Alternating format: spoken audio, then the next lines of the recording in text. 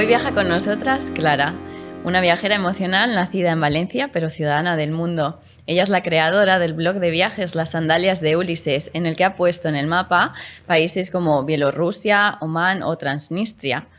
Bienvenida a viajar conmigo, Clara, ¿cómo estás? Muy bien, encantada de estar aquí. ¿Preparada para contarnos tu viaje? Sí. Tu experiencia, vaya.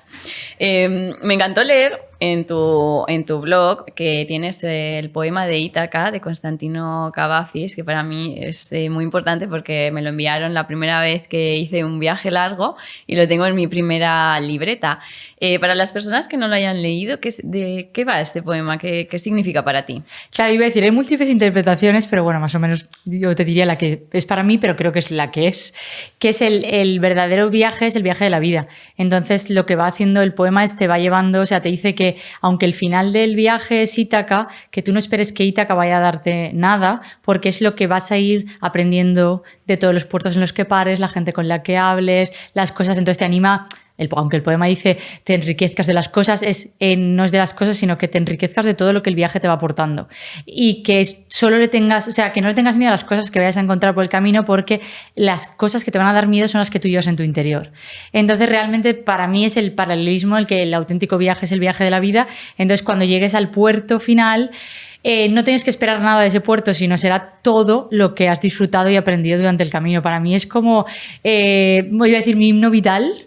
Y el que le da un poco el nombre y el sentido al blog, a mi blog de viajes, por el mismo motivo, porque para mí es el auténtico viaje, es ese. O sea, todas las experiencias que vives en el medio y no esperar el destino final que sea wow.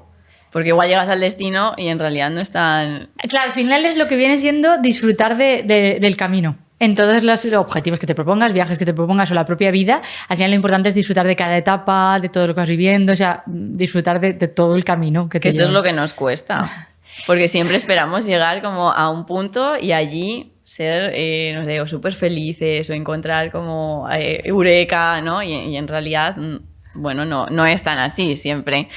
Porque estamos siempre esperando llegar a este punto.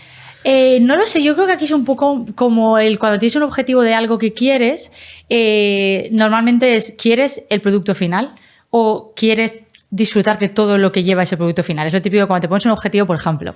No es el caso, pero pongamos que yo digo, yo quiero ser atleta olímpica para subir al podio y llevarme la medalla de oro, pero realmente yo quiero la medalla de oro, o yo voy a querer disfrutar de todos los entrenamientos, o sea, todo eso va a ser tan enriquecedor como para que me valga la pena ganar la medalla de oro. Entonces no es ese final que yo quiero. Entonces yo creo que es un poco ahí cuando nos ponemos un objetivo, una meta, es llegar a la meta, pero aprendiendo y creciendo como personas o como profesionales o como deportistas hasta llegar a esa meta. Entonces yo creo que es un poco el mismo ejemplo. Es como la meta no es Ítaca, sino todo lo que el camino nos va a transformar. Claro, como tú vas cambiando, ¿no? Y adquiriendo cualidades y capacidades para llegar a ese punto final.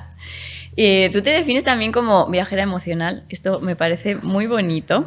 ¿Qué significa para ti ser una viajera emocional? A ver, porque yo creo que se viaja hacia dos direcciones. Se puede viajar a ambas, o solo una, o las dos. Viajar hacia afuera y hacia adentro. Entonces, cuando tú haces un viaje, tú viajas hacia afuera en la parte en la que ves cosas nuevas, edificios, lo que sea. Culturalmente ves cosas. Pero viajar hacia adentro es todo eso que estás viendo, cómo te toca a ti, cómo te transforma, cómo te cambia. Entonces, todo eso es la oportunidad que te está dando ese viaje para hacer un viaje hacia adentro. Entonces, es como yo veo los viajes que yo hago. Son viajes emocionales, porque es más allá de ver cosas, fotografiar y aprender cosas culturales, es todo ese viaje a través de las emociones que hago yo cuando estoy haciendo el viaje. O sea, cómo vivo ese sitio, pero a través de mis propias emociones y de mi propia transformación interna. Entonces, yo lo veo como, para mí es como una definición muy evidente. Hay veces que me cuesta, es como, hay gente que no lo entiende, pero es como el viaje a través de las emociones que yo experimento. Durante el viaje, claro. Y hay personas que... O sea, viajan porque están huyendo, porque se están buscando. O sea, por ejemplo, fue mi caso, aunque no fuera consciente, pero en realidad empecé a viajar sola porque había una necesidad en mí de descubrir mi yo. Y yo no estaba, porque yo no estaba bien.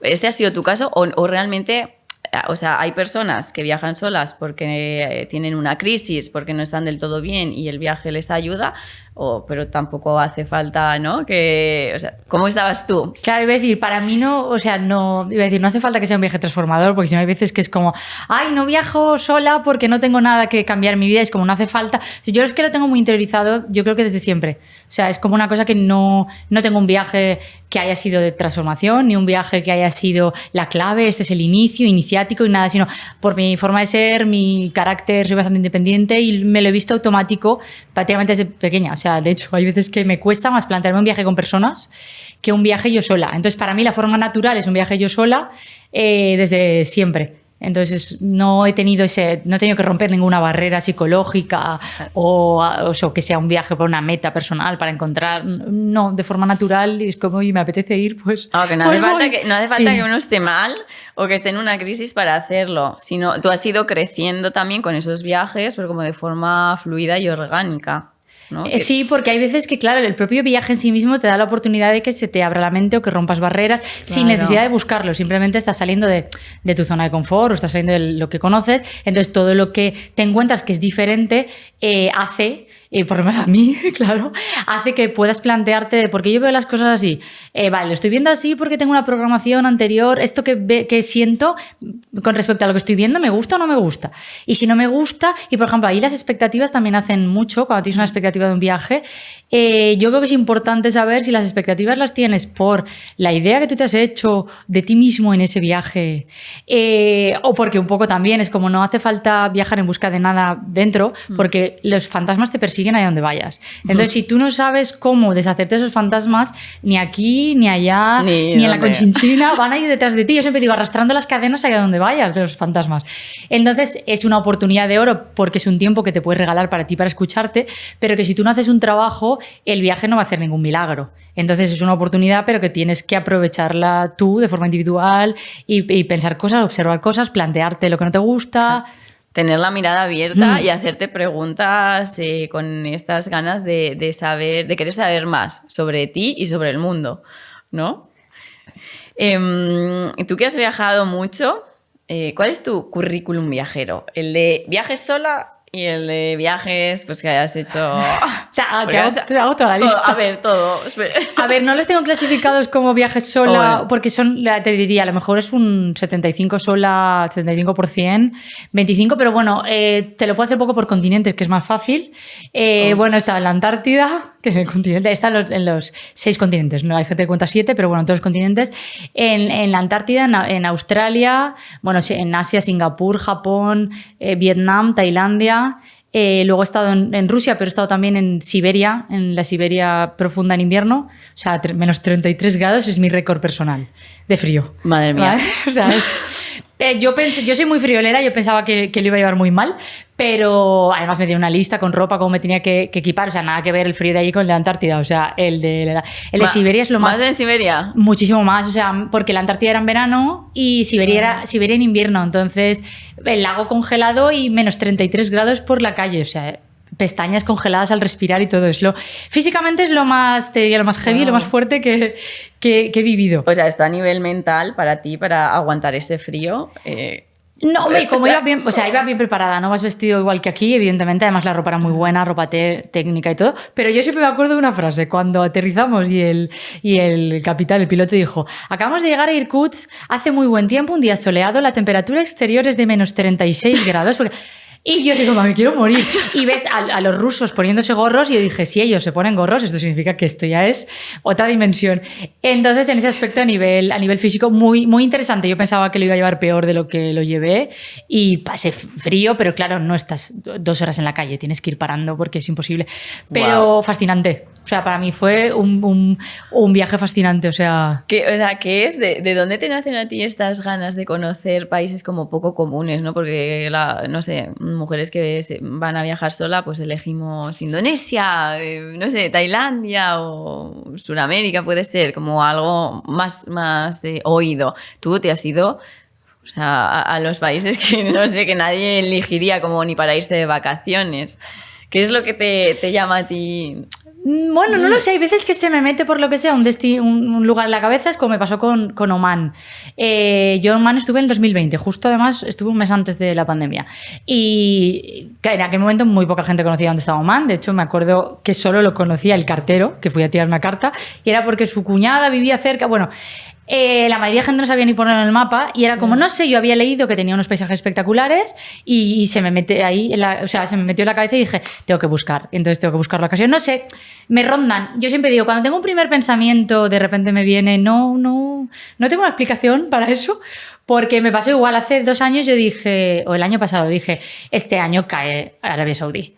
Y estuve todo el año, este año tengo que ir a Arabia Saudí. Entonces, cuando el momento ya se me planta la semilla en la cabeza, es como la semilla está ahí, latente, me voy informando, me voy documentando, me voy no sé qué, y ya cuando veo vuelos y la ocasión, hay sitios, por ejemplo, en Mongolia tengo muchas ganas y no he podido ir aún, pero porque los precios de los vuelos son más altos, entonces, claro, influyen otros factores.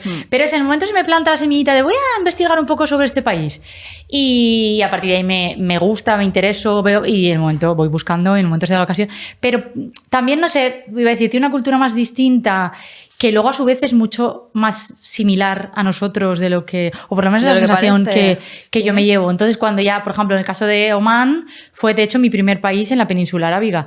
Y ellos mismos se sorprendían, porque lo típico es ir a Dubái y Abu Dhabi. Entonces, cuando me preguntaban, y yo, no, el primero que venía es Omán. Entonces, claro, ellos mismos estaban súper sorprendidos de, ¿y qué es lo que te ha llamado la atención? Y yo, claro.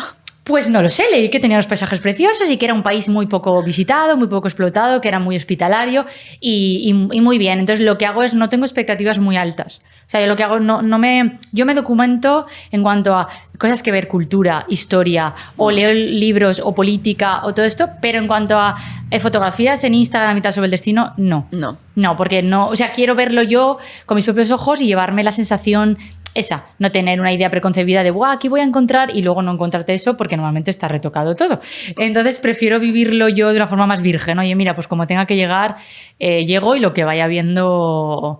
Bueno, te dejas sorprender. Es que ahora nos cuesta dejarnos sorprender, ¿no? Porque si tú sigues a influencers de viajes o mujeres que han viajado solas, claro, ya es que ves todo. O sea, tienes como todas las fotos de todos los lugares en los que tienes que hacer el check para ir tú y hacer la misma foto. O sea, que estaba como poco... O sea, que nos dejamos poco espacio al descubrir de verdad. Claro, yo creo que te puedes documentar y puedes leer un montón sin necesidad de ver muchísimas fotografías del sitio. Entonces, claro, las cosas, porque además luego, según tus intereses también, es lo típico de, ostras, ves una foto de un sitio, pues quiero ir porque es eso, por ejemplo, las tumbas nabateas de Arabia Saudí, pues yo sabía que quería llegar allí porque quería verlas, pero no hace falta estar viendo todo el rato, porque es verdad que te creas unas expectativas del sitio que no son, igual que destinos que mucha gente me ha dicho, es que me han dicho que eran súper hospitalarios y luego he llegado allí y no ha pasado eso. Y digo, claro, es que iba a decir, ellos también tienen, es bidireccional.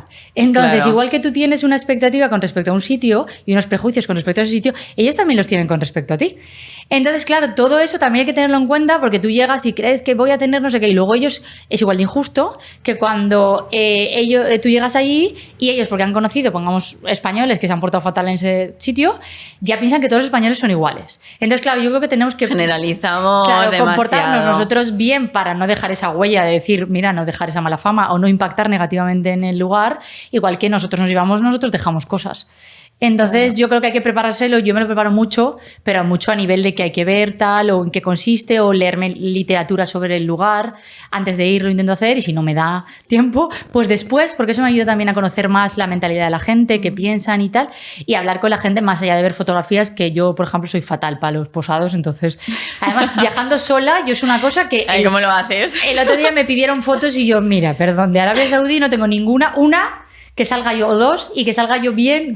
Entonces es como no tengo ese material, pero bueno, otras cosas. Tienes las experiencias vitales, ¿no? Porque a ti te gusta hacer inmersión en la cultura, hablar con la gente de allí. ¿Contactas ya con personas antes de hacer tu viaje? Claro, depende del lugar, pues hay veces que, porque por ejemplo, a mí como me gusta mucho saber sobre los sitios, a mí me gusta contactar mucho con guías locales. Entonces, si voy a una ciudad, pues o hacer una visita guiada en la ciudad, o conocer algún guía, y hay veces que como me ha coincidido en lugares que no tenía mucho turismo, pues al final el guía es como... Claramente porque estoy yo solo. Entonces lo que iba a ser una visita, es que me pasa mucho, lo que iba a ser una visita solo a la ciudad, he acabado comiendo, cenando, llevándome no sé dónde. Clara, mañana lo cancelo todos los planes porque quiero que veas no sé qué. Entonces, claro, normalmente se acaban convirtiendo en amistades. En amigos. Entonces, wow. o tanto los guías o luego personas que te ven.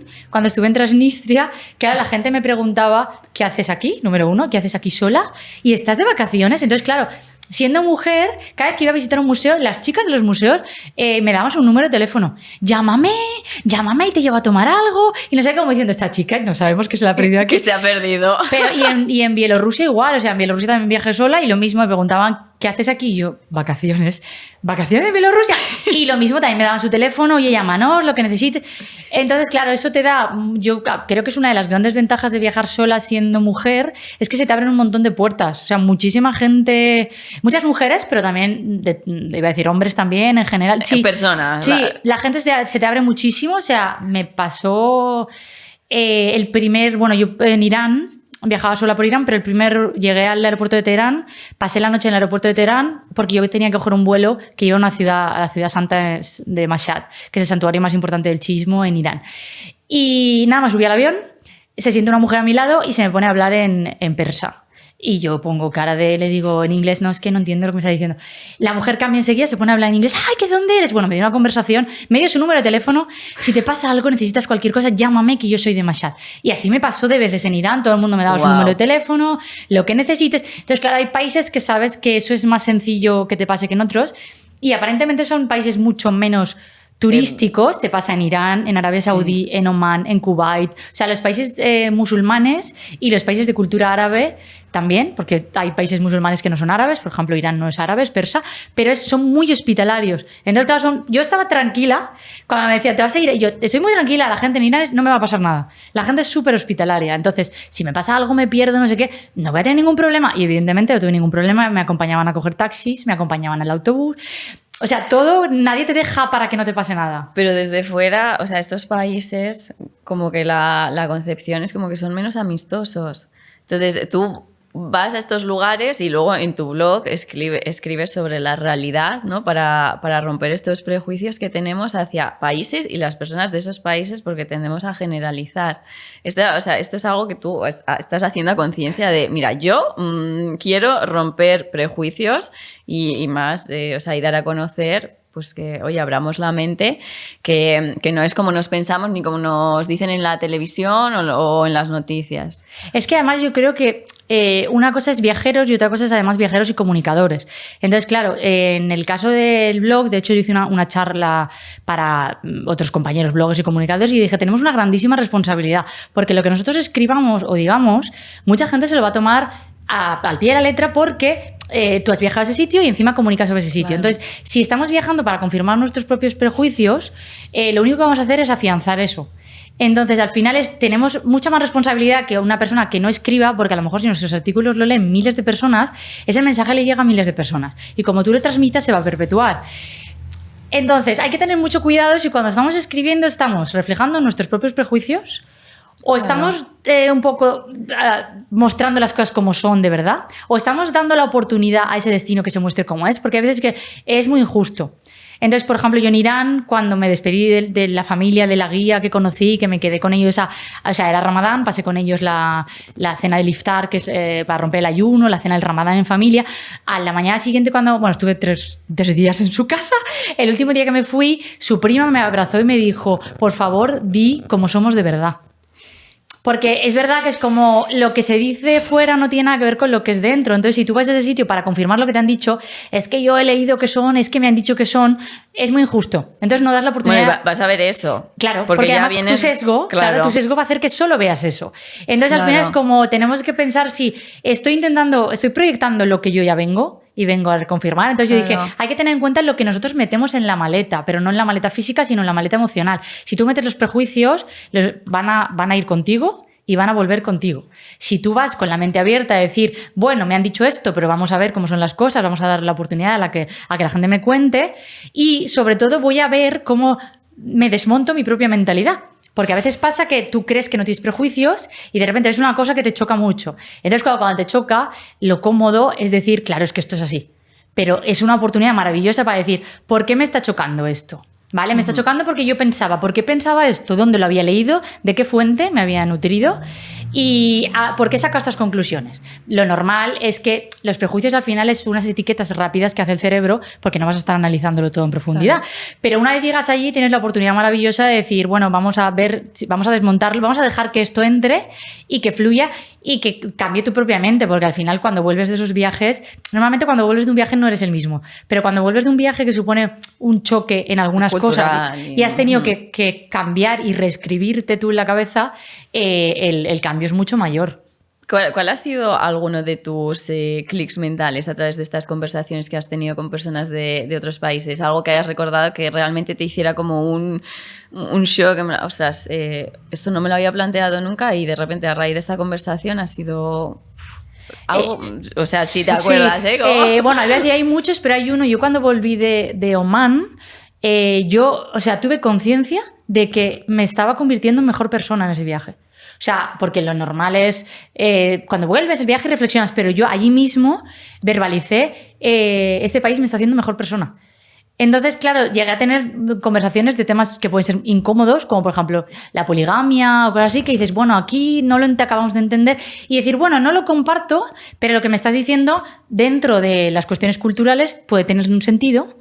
Pero claro, al llegar al punto de decir, aunque no compartas algo, no hace falta debatir, o sea, no tienes que llegar a ninguna conclusión de nada ni ganar ninguna discusión, sino, oye, yo quiero saber por qué esto está así o no está así, quiero entenderlo. Exacto, como entenderlo de dónde viene esto, ¿no? Que cuando entiendes de dónde viene dices, bueno, compartiré esta opinión o no, o esta práctica o no, pero claro, si me explicas de dónde viene, ostras, pues... Lo entiendo. Entonces, entre eso y luego que son muy amables, son súper abiertos, son muy solidarios, pero más allá de eso es que además son muy tolerantes, porque los omaníes son de una rama distinta del Islam, ellos son ibadíes, entonces están los sunitas, los chiitas y los ibadíes. Los ibadíes solo se practica en Omán y en algún sitio pequeño entre Marruecos y Argelia, y es una rama del Islam que nació antes de la separación o durante la separación entre los chiitas y los sunitas, y ellos creen que la cabeza de la iglesia tiene que ser, o sea, la iglesia no, la cabeza de su iglesia, o sea, del Islam allí, tiene que ser la persona más capacitada.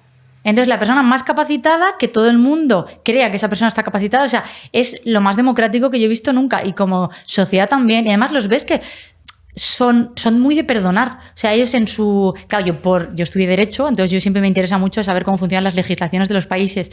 Y ellos contemplan el perdón. O sea, la familia puede perdonar al asesino o sea, quiero decir, la familia de la víctima puede perdonar al culpable, a la otra persona, y si lo perdona, entonces esa persona cumple menos pena. Y entonces dices, ¿qué capacidad tienen estas personas? Entonces, claro, yo pensé, ¿qué cosas podemos aplicar de otros lugares? Y entonces te abre la mente en muchos aspectos de decir, ¿cómo podemos mejorar como sociedad? Yo siempre pienso, lo mejor que podemos hacer es llevarnos lo mejor de cada sitio a nuestra casa y luego eso aplicarle. Una cosa tan tonta que, por ejemplo, me pasó en Corea. En Corea yo me perdí por la calle y la gente te ayuda mucho. Pero además la gente, los hombres coreanos también beben mucho. Salen muy tarde de trabajar y beben mucho. Entonces ves a una persona con maletín haciendo eses. Pero a pesar de eso, el señor sacó su móvil y con su GPS me llevó hasta la puerta del hotel.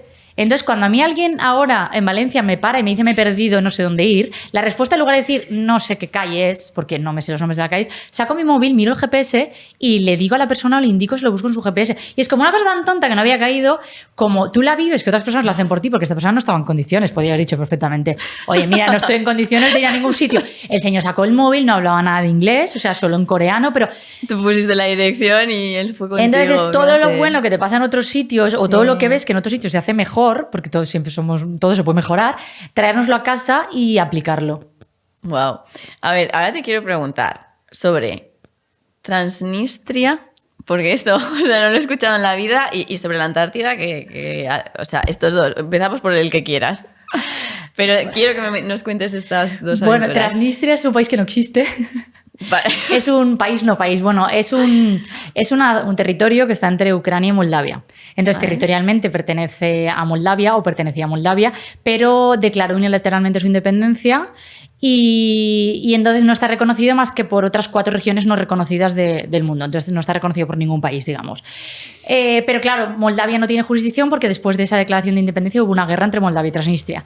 Entonces, la única forma de ir a Transnistria es o cruzando desde Ucrania a Odessa, pero no hay un control regular o sea, sí que hay control pero claro, no hay control de pasaportes, pero sí hay, porque claro, digamos que la forma más fácil es desde Moldavia. Porque como era el antiguo territorio moldavo, entonces, pero claro, si tú entras por Moldavia y sales por Ucrania, luego hay problemas de que no sabemos de dónde has venido, porque no te sellan el pasaporte, entonces has venido de un territorio, bueno, como si hubieras salido flotando en el aire de un sitio que no está. Pero vamos, la forma más sencilla es, entras desde Moldavia y claro, a mí ya me avisaron, de hecho desde la embajada de Moldavia me llamaron y me lo dijeron, porque contacté con ellos y me dijeron que sepas que no tenemos jurisdicción allí. Entonces, que si te pasa algo en Transnistria, no te podemos cubrir en ningún aspecto ni te podemos ayudar porque es una zona en la que no tenemos jurisdicción. ¿Y nadie te podía ayudar ahí? O sea, si te pasase algo.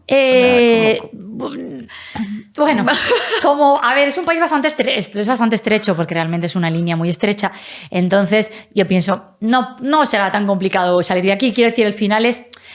A ver, lo curioso de ese país también es que además de todas estas particularidades, es que es un país congelado en el tiempo. O sea, es como si viajaras a la Unión Soviética, ahí, como si no hubiera caído el muro de Berlín. O sea, encuentras algunos tanques que ahora se han convertido en una rotonda con un tanque, muchísimas esculturas de Lenin, retratos de Lenin por todas partes. O sea, talmente como si hicieras un viaje en el tiempo a la época comunista. Entonces quedan aún bares con no solo estética comunista, sino los típicos bares de antes que eran cantinas en las que te servían la comida, los zumos y tal, con decoraciones soviéticas. O sea, hay banderas de Lenin por todas partes. Entonces, más allá de las particularidades de ser un país no reconocido, es que talmente es el único lugar que conserva la hoz y el martillo en la bandera de su país, de su territorio. Entonces, nada más llegas, es una bandera roja con una franja verde y ves, es tal cual, la hoz y el martillo con el fondo rojo. Entonces, eso es tal cual como entrar en un... qué experiencia. Sí, un viaje en el tiempo literal, lo que has visto. Sí, tal cual. Todo lo que vas viendo es como muy sorprendente. Pero luego allí a mí me gustó la experiencia, la gente también muy, muy amable, muy bien. O sea, ahí tampoco puedes pagar con tarjeta de crédito porque las tarjetas de crédito internacionales no las cogen. El dinero tienes que cambiar el dinero transnistrio porque... No, claro, para tener dinero necesitas ser un país reconocido, pero ellos tienen su propio banco que produce sus propios billetes. Entonces, ¿tuviste que cambiar dinero allí? Es como los billetes del Monopoly. Solo te valen en Transnistria. Una vez sales de allí, yo es el souvenir. Alguien me decía, yo decía, te traigo un billete de Transnistria porque esto solo lo puedes encontrar allí. Entonces, claro, luego sales del país y o lo cambias en la frontera o ese dinero no sirve para nada. Te digo, billetes del Monopoly tal cual. Pero muy interesante también porque coincidió cuando yo fui... Ellos tienen un equipo de fútbol muy importante que es el Sheriff de Tiraspol. Entonces, cuando yo fui coincidió que se habían clasificado para la Champions y jugaban contra el Real Madrid. Pero, vale, o sea, no son país... Efectivamente, todo es muy curioso. Juegan en la Liga Moldava. O sea, los tienen adscritos a la Liga Moldava. Entonces, yo fui una semana y 15 días después creo que ellos iban a Madrid y luego iba el Madrid allí. Y entonces, a través de la Federación de Fútbol Moldavo, pidieron que yo pudiera visitar el campo y me abrieron el campo de Sheriff de Tiraspol. Fui ahí a la puerta, me dijeron, ¿qué quieres ver? Y yo, pues todo. Hice un reportaje, me abrieron los vestuarios, el césped, o sea, todo. O sea, fue fantástico. O sea, fue una experiencia me abrieron el campo para mí, vamos. A ver, lo bueno de que vayas a estos países como menos turísticos es como que les hace, felices que haya una persona que se esté interesando, ¿no? Porque te abren las puertas, por lo que has estado contando, de casas para que te quedes ahí 3 días, de lugares especiales. Ya, que vayas, o sea, tienes un currículum de experiencias súper Y es que son sitios que les encanta recibir a gente, claro, no están tan saturados de turismo, claro. Eso y luego que también suelen ser muy hospitalarios, o sea, en el caso de los países árabes es que ellos por costumbre son hospitalarios, entonces ahí lo raro es que no te invite nadie a nada, lo normal es que alguien te pare, te invite a un té, un café, unos dátiles, quiera hablar contigo, te pregunte cosas, pero tal cual como en el supermercado. En Kuwait yo estaba en la cola del supermercado y preguntándome a la gente. Claro, cuando fui a pagar y hablando con el chico en inglés, ¿de dónde eres? De España. ¡Ay, España, qué bonito! Y todo el mundo se iba dándote conversación enseguida. Pero esto también tendrá que ver contigo, porque tú ya vas con una predisposición buena de apertura y de conocer a la gente. O sea, que quiero decir que una cuando se va de viaje a otro sitio, la experiencia va a cambiar en función de cómo estés yendo tú. pues esto, de apertura, porque la gente lo va a notar. Claro, y el intercambio de miradas y de sonrisas también, porque hay veces que no hablas el mismo idioma, pero ves una situación surrealista en la calle, porque alguna vez me ha pasado lo típico que ves a alguien y cruzas la mirada con una tercera persona de la calle y la persona sí ya te sonríe, o sea, creas complicidad con la gente de mirada allí. Cómplice, que no hace falta saber el idioma, que ya estás ahí como, nos hemos entendido. Pues eso es chulo. Vale, y ahora cuéntanos algo de la Antártida, por favor. Pues estuve ahora este febrero. Sí. ¿Hace poquito? Sí, o sea, sí, estamos en febrero, no el año pasado. Vale. Sí, o sea, justo en febrero del año pasado, porque se puede viajar solo en nuestro invierno, su verano. Vale. Porque luego se congela todo el mar y no se puede llegar. Pues para mí fue impresionante. O sea, ¿era un viaje que tú tenías en la cabeza hacía tiempo? Pues yo es que pensaba que era imposible ir. O sea, yo pensaba que era una cosa imposible o que era una cosa carísima y tal. Y estuve trabajando en una agencia de viajes que vendía expediciones a la Antártida, pero claro, eran carísimas, como 25.000 euros, tal. Y empezó la pandemia y entonces empezaron a cancelar, claro, todas las plazas de los asiáticos, porque claro, fue justito en esas épocas, las plazas de los asiáticos se cancelaron y entonces yo empecé a ver los precios de la Antártida. Entonces había de todos los precios. Y nunca había pensado que fuera posible, pero dije, bueno, esta opción, y lo dejé ahí, medio, y con los que yo me fui a Siberia, me dijo, Clara, voy a sacar una expedición a la Antártida, ¿te vienes? Y yo lo primero que fue que no. La primera fue que no, porque era a mucho tiempo vista. Yo normalmente los viajes no me los planifico ni a un año vista. O sea, yo es como mucho, ya, de aquí 2 semanas, o un mes vista, o 2 meses, porque yo pensaba, 1 año y medio vista y me puedo haber muerto. Claro, que pensaba yo. Claro, era un viaje tan caro, yo pago un viaje, pero... Vivir aquí y ahora. Pero claro, me metió la semilla en la cabeza, yo le estuve dando vueltas, hice números, porque claro, para ir a la Antártida hay que hacer números. Hice números y le llamé y le dije, ¿te quedan plazas? Y me dijo, sí, me quedan plazas y creo que en una triple, no sé qué. Y le dije, vale, cuenta conmigo que voy. Y entonces luego no se podía ir porque la pandemia se alargó más. En Europa, por ejemplo, se abrieron antes las fronteras, pero Argentina las abrió, pero la Antártida no, por protección, porque al final los barcos estás conviviendo con gente. Entonces, hasta que creo que fue hasta 2022, no lo abrieron. Fue uno de los últimos en abrir, algún país y la Antártida. Entonces, claro, se aplazó más y por eso pensaba yo, es que te puedes haber muerto. Pero bueno, cogí un seguro que lo cubría todo y dije, bueno, pues si me pasa algo, está todo cubierto y no pasa nada. Pero era el típico viaje que estaba... Yo estoy muy acostumbrada a viajar, pero me sigo poniendo nerviosa antes de los viajes. Es como el gusanillo, la noche de antes, estoy súper nerviosa y sobre todo cuando son viajes o más complicados, logísticamente más complicados, o que te puede pasar algo en la frontera, o que te puede pasar cualquier cosa, ahí sí que estoy bastante nerviosa la semana de antes. Entonces, la Antártida yo no dije nada prácticamente a casi nadie. Mi familia, no todo lo sabía. Pero no avisé porque dije, hasta que no esté arriba del barco... Pueden pasar 1000 cosas, se puede retrasar el avión porque yo tenía que hacer Valencia a Madrid, Madrid-Buenos Aires, Buenos Aires-Ushuaia. En todo ese interín, digo, ¿me puede pasar algo? Puedo perder un vuelo, puedo tener un esguince, luego que hay una tormenta y que no salga el barco. Entonces, hasta que no estuve arriba del barco, que dije, vale, ahora empezamos el viaje. Pero no ahí avisaste que... No, o sea, yo a mi familia lo sabía, todo el mundo, pero yo no dije nada, no suelo decir nada en redes sociales tampoco y nada. Pero claro, esa estaba tan emocionada... porque ya empezaba a subir al barco, que entonces ahí sí que lo puse, pero es como no me gusta adelantar acontecimientos porque es lo típico de por si acaso hay gafe, ¿vale? No vaya a ser que lo típico, nunca me ha pasado nada, nunca se me ha cancelado un viaje, pero puede pasar. Entonces le dije, claro, el problema de la Antártida es que no puedes decir vengo el mes que viene. Es que a lo mejor de aquí 2 años no puedes volver por las plazas de los barcos. Yo fui con un barco que era una especie de buque de expedición, que era mucho más pequeño, era un barco de 80 plazas, más pequeño, entonces podía entrar por pasajes más estrechos. O sea, la experiencia fue... Y es que no te imaginas lo que es hasta que no estás allí. ¿Qué sensaciones tenías de estar viviendo una experiencia que tan pocas personas viven? O sea, ¿cómo te sentías estando allí? Claro, porque la primera que piensas también es esa. Dices, es que estoy llegando a un lugar en el que solo ha ido menos del 1% del planeta, de personas del planeta ha estado aquí. Más allá de lo horrible que es pasar el pasaje de Drake o el Mar de Oces, es desde Argentina y Chile. O sea, es el tramo más corto para llegar a la Antártida es desde Argentina o desde el Cabo de Hornos, o sea, Argentina o Chile.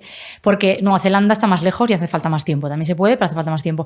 Entonces es el camino más corto, pero también es el mar más peligroso del planeta. Porque como no tiene costas a su alrededor, las olas pueden llegar a 12 y 14 metros. O sea, Solo los capitanes más experimentados pueden hacer ese mar. O sea, es 1 día y medio de travesía terrible.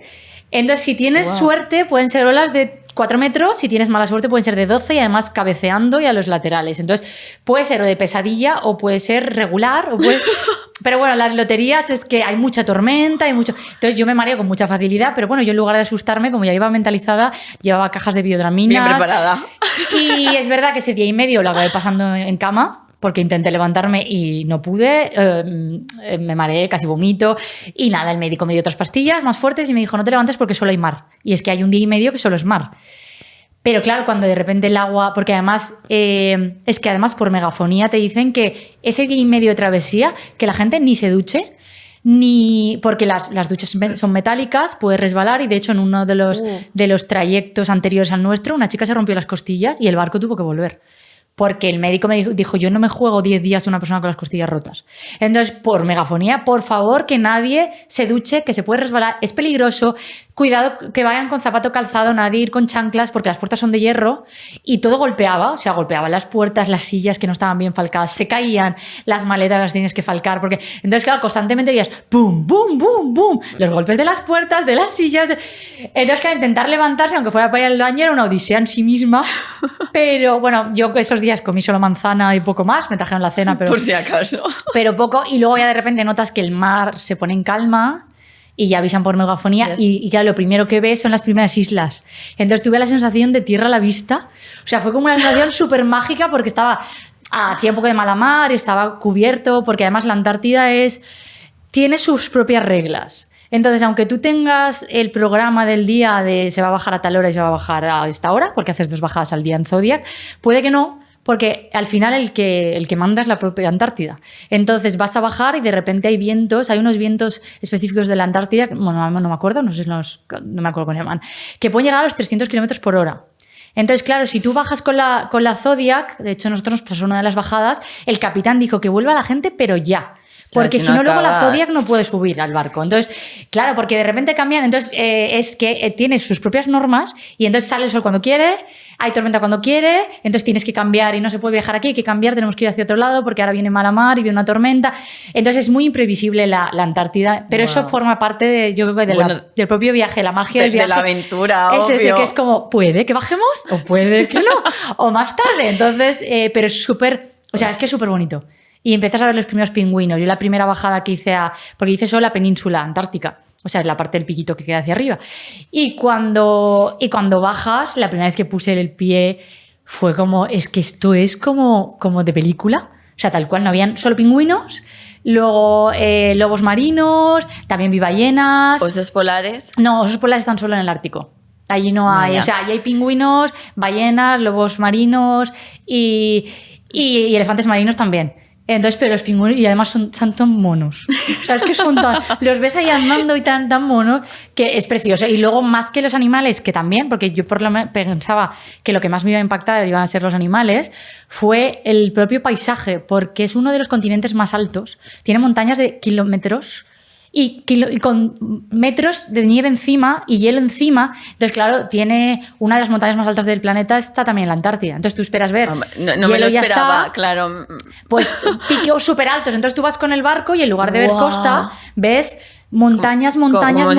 Si paredes de que se acaba el mundo aquí. Claro, entonces vas a entrar en pasajes y de hecho se escucha cómo va rompiendo el hielo, y de hecho me gustó mucho porque había claro, en el barco hay también gente súper preparada. Entonces había un profesor de Derecho Marítimo de la Universidad de Buenos Aires, que él era uno de la expedición, y entonces él decía, este sonido es el latido del corazón de la Antártida. Y era los golpes de las placas de hielo, cómo golpeaban en el barco, en el casco del barco. Entonces, es que no oís nada más, escuchas el motor y luego el sonido. Entonces, a nivel experiencial de paisajes es de lo más... Bueno, Siberia por el frío, pero la Antártida por el paisaje, que no hay nada, no hay nadie, y el sonido. Y el sonido. Y después de tantas experiencias que has vivido, de tantos países que has recorrido, ¿tienes algún país como más especial para ti en el que tú te sientas súper bien? Claro, yo siempre digo, no soy muy objetiva porque yo viví 2 años en Polonia. Entonces, Polonia es como mi segunda casa.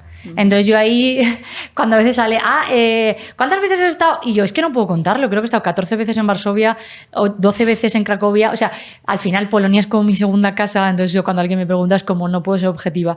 Me gustan muchísimo otros destinos, pero Polonia sale de la clasificación de destinos normales. Para mí es mi casa y mi segunda casa y es como... O sea, eres valenciana y polaca. Y medio polaca. Entonces la broma está... O cuando alguien va, yo cómete una tarta de queso por mí, porque las tartas de queso polaca están súper buenas, son de un queso especial, súper buenas. Entonces yo cuando alguien va, porfa, cómete una tarta a mi salud.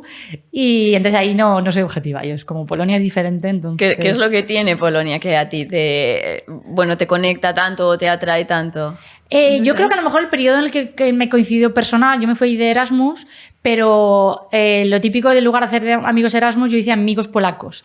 Entonces, claro, yo tengo muy buenos amigos polacos y luego como... Sí, es de tu familia. Claro, como estaba tan a gusto, me quedé un año más, entonces yo tengo un círculo de amigos polacos y si no voy yo, porque intento ir una vez cada 2 años mínimo, y si no siempre tengo un amigo polaco que una vez al año viene a verme o quedamos en otro sitio, tal. Entonces, además, los entiendo muy bien, porque al final cuando conoces los conoces, yo siempre digo, los conozco como vamos. Porque he leído libros de literatura polaca, los conozco mucho el carácter que tienen, sé mucho la forma de pensar. Entonces, al final te sientes muy en casa, yo creo que también cuando entiendes a las personas.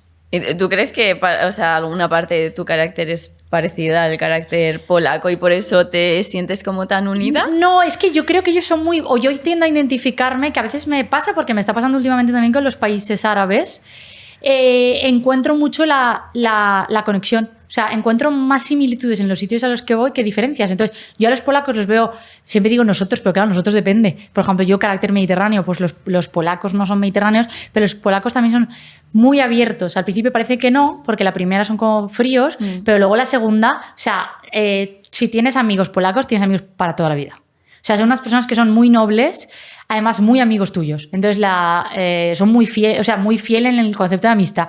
Entonces hay sitios en los que más menos, hay sitios que la gente es más bien queda, menos. Los polacos es gente que si sabes que tienes un amigo polaco, tienes un amigo polaco para siempre. Entonces tienen voy a decir, un carácter muy parecido, pero bueno, como te identificas, al final te acabas identificando lo que te conecta a ti con otras personas. Pero el caso de los polacos, yo digo yo como en casa, cuando voy como en casa. Y antes has hablado de la despedida. Creo que lo has mencionado por Irán, ¿no? Cuando te despediste de la familia, ¿puede ser? Vale, claro, todo viaje tiene su despedida.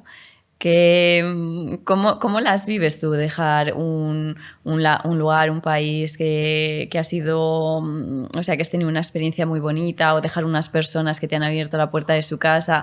Como que a veces a mí me ha pasado de, no me quiero ir. O sea, no sé, voy a alargar una semana más, ¿no? Como, todavía no quiero seguir viviendo esto. ¿Cómo vives tú? Hay una cita que no me acuerdo de quién, creo que es de un escritor, que dice que todo viajero sabe que tiene que marchar algún día. Entonces, claro, yo creo que al principio cuesta un poco más, pero bueno, yo he estado en 69 países más la Antártida. Entonces, al final yo creo que te acostumbras. O sea, lo que pasa es que haces... No sé, yo creo que ya lo interiorizas. A lo mejor en Polonia me costó un poco más porque, claro, ahí no era un viaje, ahí tenía casi una vida construida. Entonces, claro, era como mi círculo de amigos. Tengo que volver aquí después de 2 años, construirte una vida entera de nuevo. Pero bueno, una vida entera no, porque tenía mi familia aquí. Pero sí, es como un cambio radical de todo lo que tengo allí, mis amistades y hacer cosas.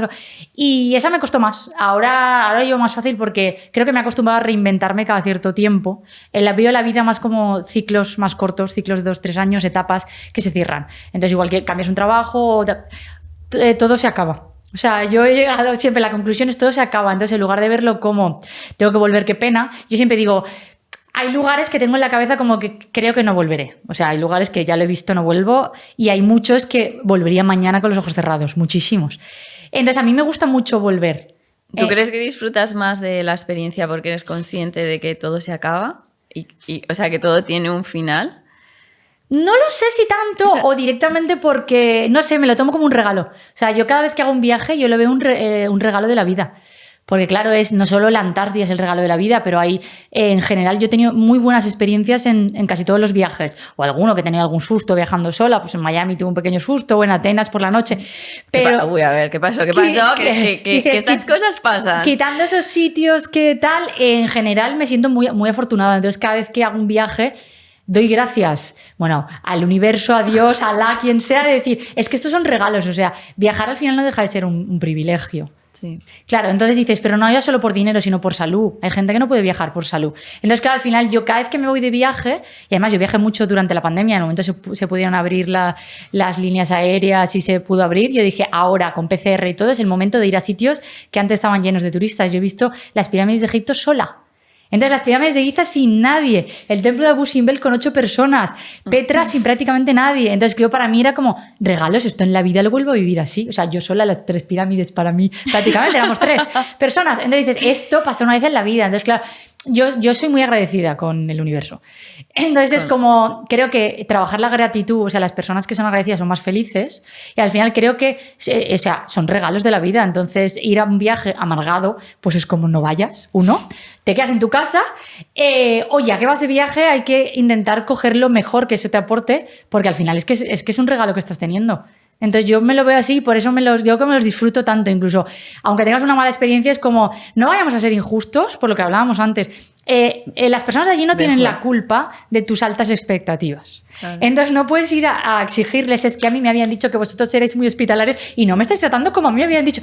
Entonces no, porque al final cada uno es como es y nosotros también somos como somos y entonces tienes que aceptar las cosas como vengan en general y no culparles a ellos de que no te salga como tú quieres. ¿Y qué situaciones te han pasado? Como que decías en Miami, sí, o en Miami, sí. y en Atenas, ¿no? O sea, pues a ver, yo solo he tenido 3 sustitos en mi vida. Uno fue en Varsovia, pero en Varsovia yo dije, en Varsovia me enfadé porque dije, esto no me puede pasar en Varsovia. ¿Por qué? Porque no. Yo dije, me está pasando en mi casa. Y entonces dije, esto no puede ser. Entonces ahí sí que fue una cosa, pero que me podía haber pasado en Valencia igual. Salía del metro y un hombre empezó a perseguirme. O sea, esto que notas que acelera el paso que lo tienes detrás. Yeah. Y entonces yo iba a casa de una amiga que me había dejado las llaves de su casa y entonces cuando noté que la presencia empezaba a ser más cerca me puse a correr. Entonces no he corrido nunca, en ningún viaje, viajando sola y ya te digo, y me dio mucha rabia porque dije, aquí no me puede pasar esto. Pero bueno, era una boca de metro de un barrio normal, pero es que dije, es que me puede pasar igual en mi casa. Claro, en cualquier sitio. Que cuando vuelves, entonces ahí solo, que ahí sí que corrí, es la única vez que he corrido. Y luego en Miami, porque, a ver, hay cosas que me las preparo más y otras que me las preparo menos. Entonces, yo me alojaba en Miami Beach, bueno, son 2 ciudades, Miami Beach es una ciudad y Miami es otra. Entonces me informé para ir a Miami porque Miami tiene varios barrios interesantes para ver, tiene el barrio cubano y el barrio del street art y tal. Y dije, vale, pues voy en autobús. Porque yo ahí creo que no tenía ni internet en el móvil, porque a mí también me gustaba viajar sin internet en el móvil, porque yo creo que vives el destino mejor, pero claro, hay lugares en los que es muy cómodo coger un Uber y tener un Google Maps. Entonces en ese caso creo que no llevaba tarjeta en el móvil y entonces llevaba el dinero justo.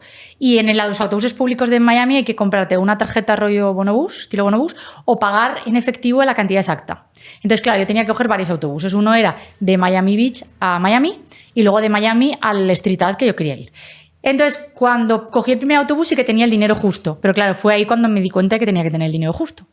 Y entonces lo pagué justo y luego en el siguiente tramo paré a preguntar a una pareja y les dije, no, es que voy al barrio y me dijeron, pero ni se te ocurre ir andando. Y yo, bueno, miré y dije, son, no sé cuántas manzanas. Claro, yo a nivel Europa dije, a mí me gusta mucho andar. Y dije, bueno, media hora andando no es mucho. Pero además me lo dijeron muy serios. Ni se te ocurra ir andando. O un Uber, o un taxi. Y yo, bueno, vale, o el autobús. Y claro, cuando acabé de hablar con ellos, el autobús que yo tenía que coger se iba. Y yo no dije, hiciste caso. Vaya por Dios, me tengo que esperar aquí 15 minutos. Y dije, voy a andar un par de calles. Es que tampoco me hizo falta andar. Dije, voy a andar un par de calles y así adelanto. Lo típico, yo en Valencia lo hago igual. Si pierdo el autobús, adelanto un poquito y ando al autobús. Bueno, me metí en un barrio, entonces ahora entendí por qué no había que andar. Como si fuera el barrio del crack, pero tal cual. Entonces, yo sí, por lo menos... A ver, llevaba cámara, me la guardé en la mochila, llevaba una mochilita normal de piel con unos pantalones cortos y gafas de sol para no tener contacto visual a los ojos, porque hay sitios que en el momento que ven que le estás mirando a los ojos te increpan y digo, así no saben hacia dónde estoy mirando. Pero empecé a cruzarme con gente, era como un barrio muy deshabitado, con solares, con coches de destartalados. Eso que empiezas a ver... ¿Qué dices? No, es un buen barrio que me he metido. Vuelta. Y entonces empecé a cruzarme un par de chicos sueltos que empezaron, hey, mam, no sé cuántos, pero no se llegaron a parar porque yo hacía como que no los veía. Y me paré en la parada de autobús, pero claro, la parada de autobús de allí era como estar en medio de la nada, de un barrio. Y entonces dije, voy a volver. Volví a la anterior parada, que tampoco es que fuera mejor, y cuando vino el autobús, abrió la puerta y era una conductora y le dije, no llevo el dinero exacto. Y me dijo, da igual, cariño, sube al autobús. O sea, págame con lo que tengas suelto, pero sube y aquí no te dejo. Claro, luego el autobús había gente drogada arriba del autobús, fumada arriba del autobús, o sea, otras dimensiones. Pero entonces, claro, la mujer me dijo, dime dónde vas a bajar y yo te avisaré. Entonces, como iba al barrio este del Street Art, luego ahí me dijo, luego enfrente tienes otra parada y no te preocupes. Bueno, un no encanto. te muevas, O sea, ¿no? Como no salgas de aquí. Un encanto. Entonces, por eso yo no hagáis que nadie haga lo que yo hice. Hay que hacer caso siempre a la gente local. Sí. O sea, si una persona local te dice que no vayas andando, y más es verdad, yo creo que a lo mejor tenemos la mentalidad europea y en Estados Unidos casi nadie anda porque hay zonas que no son recomendables para andar directamente. Entonces tienes un buen barrio, otro buen barrio y en medio no es tan buen barrio. Y no son prejuicios, es que realmente no es así. Puede llegar a ser peligroso. Sí, estamos acostumbrados a sentirnos tranquilos aquí y no es igual en todas partes, todo lo aprendes.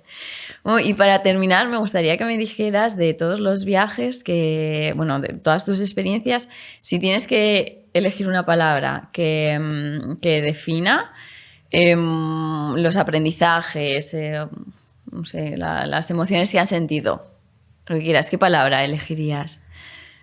Claro, no sé si te iba a decir, tiene que ser una palabra, yo te lo haría una frase.